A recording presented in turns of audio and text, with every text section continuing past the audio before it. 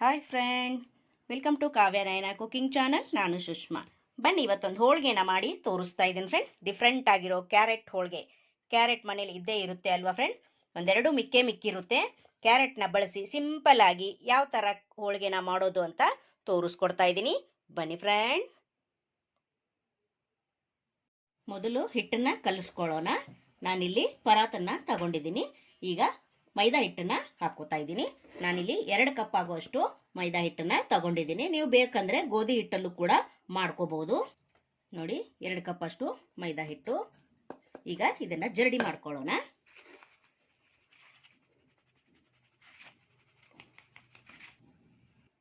ಈಗ ನೋಡಿ, ಜರಡಿ ಮಾಡ್ಕೊಂಡಿದ್ದಾಗಿದೆ. ಅದೇ ಕಪ್ ಅಳತೆಯಲ್ಲಿನೇ ಅರ್ಧ ಕಪ್ ಆಗುವಷ್ಟು ರವೆನ ತಗೊಂಡಿದ್ದೀನಿ. ನೀವು ಬೆಳಗ್ಗೆ ತಿಂಡಿಗೆಲ್ಲ ಮಾಡ್ತಿರಲ್ಲ ಉಪ್ಪಿಟ್ಟು, ಆ ರವೆನ, ಸಣ್ಣ ರವೆನ ತಗೊಂಡಿದ್ದೀನಿ. ಹಾಗೆ ಇಲ್ಲಿ ರುಚಿಗೆ 1/4 ಚಮಚದಷ್ಟು ಉಪ್ಪು, ಹಾಗೆ ಇಲ್ಲಿ ಅರಿಶಿನ ಪುಡಿ, ಒಂದು ಅರ್ಧ ಚಮಚದಷ್ಟು ಅರಿಶಿನ ಪುಡಿನ ಹಾಕ್ಕೊಂಡು ಚೆನ್ನಾಗಿ ಒಂದ್ಸತಿ ಡ್ರೈ ಮಿಕ್ಸು ಮಾಡೋಣ. ನೋಡಿ, ನೀವು ಹೋಳಿಗೆಗೆಲ್ಲ ಯಾವ ಥರ ಕಲಿಸ್ಕೊತಿರಲ್ಲ ಅದೇ ಥರನೇ ಇಲ್ಲಿ ನಾದ್ಕೊಳ್ಳಿ. ಈಗ ಸ್ವಲ್ಪ ಸ್ವಲ್ಪನೇ ನೀರು ಹಾಕ್ಕೊಂಡು ನಾನು ಹೋಳಿಗೆ ಹಿಟ್ಟು ರೆಡಿ ಮಾಡ್ಕೊತೀನಿ. ಹೊಸಬರು ಯಾರಾದರೂ ನಮ್ಮ ಚಾನೆಲ್ ನೋಡ್ತಾ ಇದ್ರೆ ಪ್ಲೀಸ್ ಸಬ್ಸ್ಕ್ರೈಬ್ ಮಾಡ್ಕೊಂಡು ನೋಡಿ. ವಿಡಿಯೋನ ಎಲ್ಲೂ ಕೂಡ ಸ್ಕಿಪ್ ಮಾಡಬೇಡಿ. ಪೂರ್ತಿಯಾಗಿ ವಿಡಿಯೋ ನೋಡಿದ್ರೆ ತುಂಬ ಹೆಲ್ಪ್ ಆಗುತ್ತೆ. ನೋಡಿ, ಇಷ್ಟು ಮೆದುವಾಗಿ ನಾದ್ಕೊಂಡಿದ್ದೀನಿ. ಈಗ ಇದಕ್ಕೆ 1 ಟೇಬಲ್ ಸ್ಪೂನ್ ಅಷ್ಟು ಎಣ್ಣೆನ ಹಾಕ್ಕೊಳ್ಳೋಣ ಮೇಲೆ. ಅಂದರೆ ಹಿಟ್ಟು ಒಣಗೋದಿಲ್ಲ ಅಷ್ಟೇ, ಅದಕ್ಕೋಸ್ಕರ ನೋಡಿ ಈ ಥರ ಹಿಟ್ಟನ್ನು ಎಣ್ಣೆ ಎಲ್ಲ ಸೌರಿ ಇದನ್ನು ಒಂದು ಅರ್ಧ ಗಂಟೆ ನೆನೆಯೋದಕ್ಕೆ ಬಿಡ್ತೀನಿ. ಒಂದು ಅರ್ಧ ಗಂಟೆ ನೆನೆದ್ರೆ ಸಾಕಾಗುತ್ತೆ.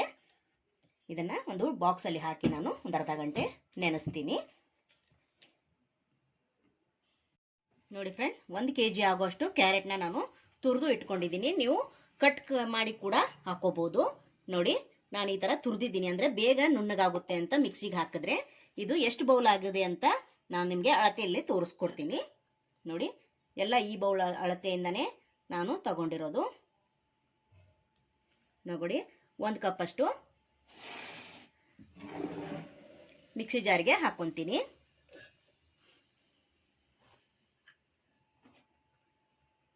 ಹಾಗೆ 2 ಬೌಲು,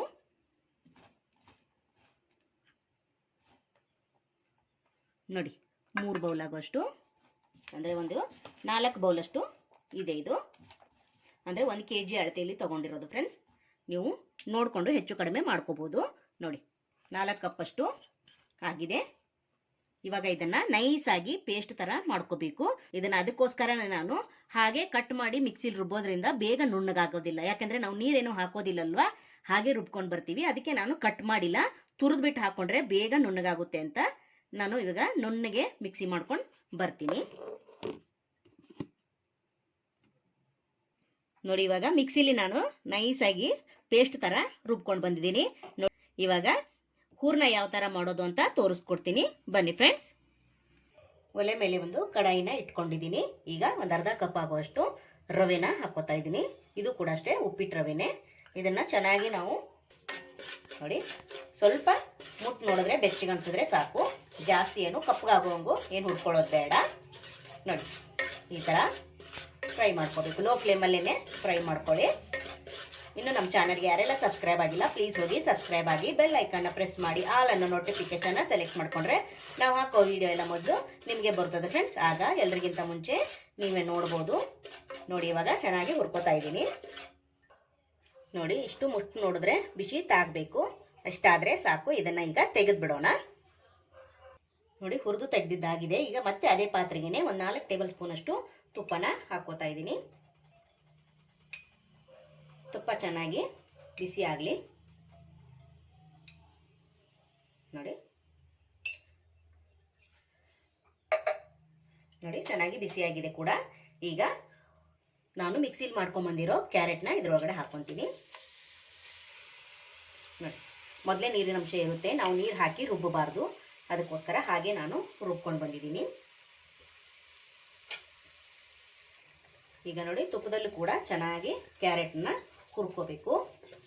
ನೋಡಿ, ನೀರಿನ ಅಂಶ ಇರುತ್ತಲ್ಲ ಅದೆಲ್ಲ ಹೋಗಬೇಕು. ಅಲ್ಲಿವರೆಗೂ ನಾವು ಇದನ್ನು ಕೈ ಬಿಡದಂಗೆ ಲೋ ಫ್ಲೇಮಲ್ಲೇ ಫ್ರೈ ಮಾಡ್ತಾ ಇರಬೇಕು. ನೋಡಿ, ತುಂಬ ಅಂದರೆ ತುಂಬ ಚೆನ್ನಾಗಿರುತ್ತೆ ಫ್ರೆಂಡ್ಸ್. ಯಾವಾಗಲೂ ಒಂದೇ ಥರ ಹೋಳಿಗೆನ ಮಾಡಿ ತಿಂದಿರ್ತೀರಾ. ವೆರೈಟಿಯಾಗಿ ಕ್ಯಾರೆಟ್ನ ಬಳಸಿ ನಾನು ಹೋಳಿಗೆನ ಮಾಡಿ ತೋರಿಸ್ತಾ ಇದ್ದೀನಿ. ತುಂಬ ಸಿಂಪಲ್ಲಾಗಿ ಮಾಡ್ಕೋಬಹುದು. ಮನೇಲಿರೋ ಸಾಮಗ್ರಿಗಳನ್ನ ಬಳಸಿ ಯಾರು ಬೇಕಾದರೂ ಇದನ್ನು ಮಾಡ್ಕೋಬಹುದು. ನೋಡಿ, ಇವಾಗ ಚೆನ್ನಾಗಿ ಇದನ್ನು ನೀರು ಬಿಡೋವರೆಗೂ ನಾವು ಡ್ರೈ ಆಗಬೇಕು. ಅಲ್ಲಿವರೆಗೂ ನಾವು ಇದನ್ನು ಈ ಥರನೇ ಫ್ರೈ ಮಾಡ್ಕೋತಾ ಇರಬೇಕು.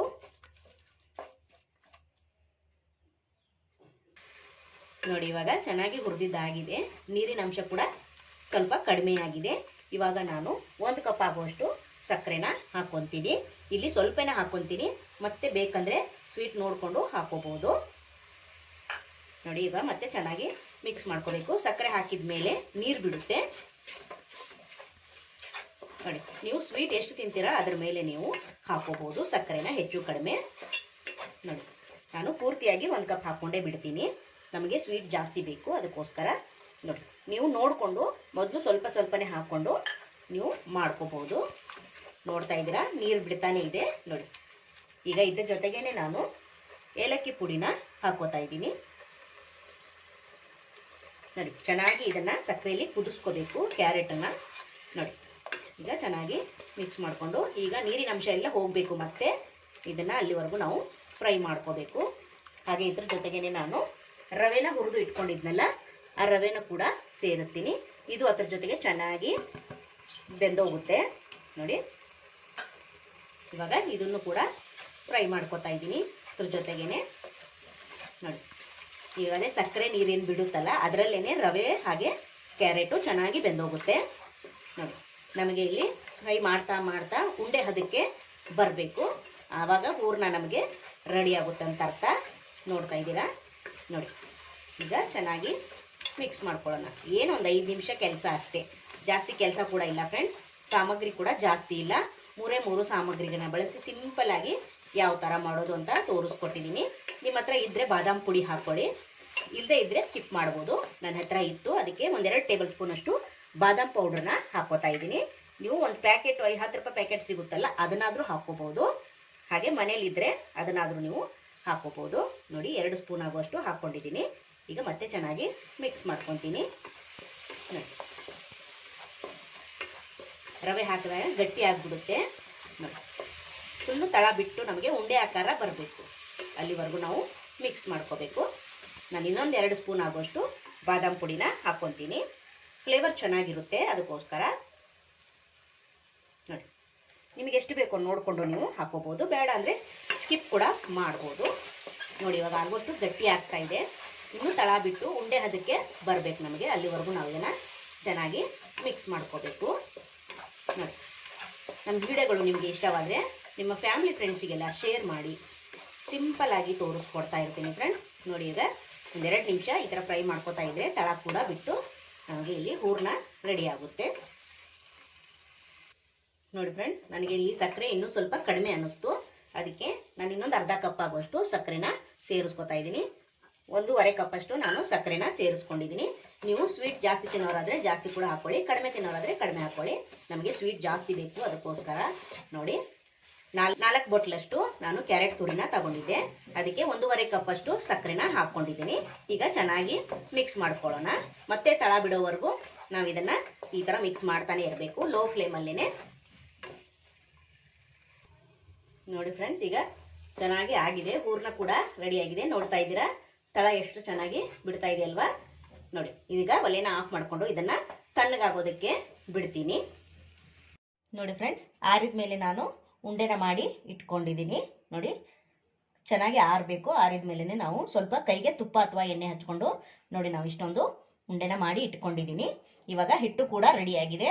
ಇವಾಗ ಒಬ್ಬಟ್ಟನ್ನ ಯಾವ ಥರ ಮಾಡೋದು ಅಂತ ತೋರಿಸ್ಕೊಡ್ತೀನಿ. ನಿಮ್ಗೇನು ಹೊಸದೇನಲ್ಲ, ನೀವು ಯಾವಾಗಲೂ ಒಬ್ಬಟ್ಟು ಮಾಡ್ತಾನೆ ಇರ್ತೀರಲ್ಲ, ಅದೇ ಥರನೇ ಈ ಕ್ಯಾರೆಟ್ ಹೋಳಿಗೆ ಕೂಡ ನೀವು ಮಾಡ್ಕೋಬಹುದು.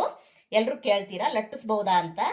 ನಿಮಗೆ ಯಾವ ಥರ ಬರುತ್ತೆ ನೀವು ಆ ಥರ ಮಾಡ್ಕೋಬಹುದು. ನಿಮಗೆ ಲಟ್ಸೋದು ಬರುತ್ತೆ ಅಂದರೆ ನೀವು ಲಟ್ಟಿಸ್ಕೋಬಹುದು, ಇಲ್ಲಾಂದರೆ ಹಾಗೆ ಪೇಪರ್ ಶೀಟ್ ಮೇಲೆ ನೀವು ತಟ್ಕೋತೀನಿ ಅಂದರೆ ಕೂಡ ತಟ್ಕೋಬಹುದು. ನಿಮ್ಗೆ ಯಾವ ಥರ ಈಸಿ ಆಗುತ್ತೋ ನೀವು ಆ ಥರ ಮಾಡ್ಕೊಳ್ಳಿ ಫ್ರೆಂಡ್ಸ್.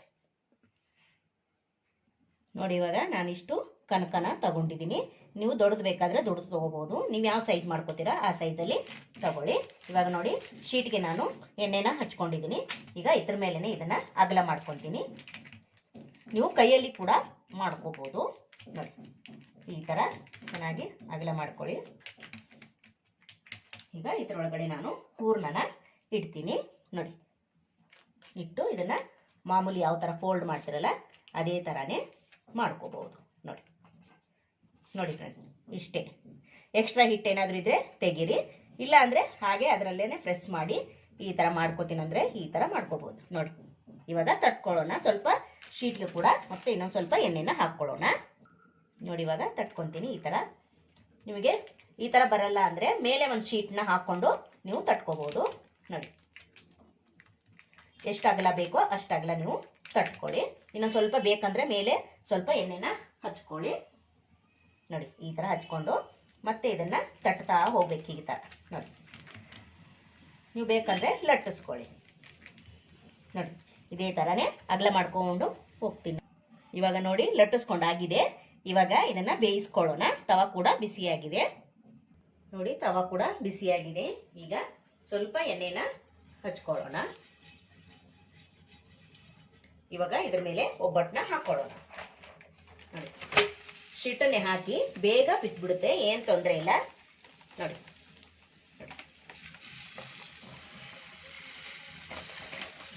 ನೋಡಿ ನೋಡ್ತಾ ಇದ್ದೀರಾ ಎಷ್ಟು ಈಸಿಯಾಗಿ ಶೀಟ್ ಬಿಟ್ಟು ಬಂತಲ್ವಾ. ನೋಡಿ ಮೇಲೆ ಮತ್ತೆ ಒಂದು ಸ್ವಲ್ಪ ಎಣ್ಣೆನ ಹಾಕೊಳ್ಳೋಣ. ನೋಡಿ ಈಗ ಎರಡೂ ಬದಿ ಚೆನ್ನಾಗಿ ಇದನ್ನ ಬೇಯಿಸ್ಕೊಳ್ಳೋಣ. ಲೋ ಫ್ಲೇಮಲ್ಲೇ ಬೇಯಿಸ್ಕೊಳ್ಳಿ.